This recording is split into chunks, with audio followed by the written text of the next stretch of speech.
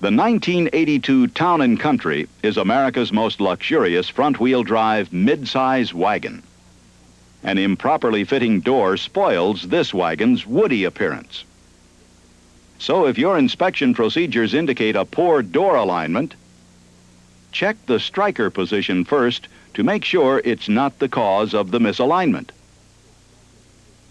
Then examine the hinge pin for an accurate fit prior to making a hinge adjustment. Only make minor adjustments by bending the hinge and check the door fit frequently until the correct alignment is made. The flex drive window regulator used in the wagon's rear door is a new, unique design. The window is attached to the end of the flexible plastic rack gear.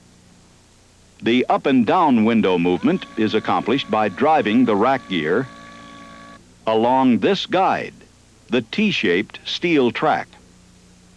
The regulator's drive mechanism can be either an output pinion gear that is powered electrically or a pinion gear that's manually operated. Whether they're electrical or manual, the flex drive window regulators operate smoothly and quietly.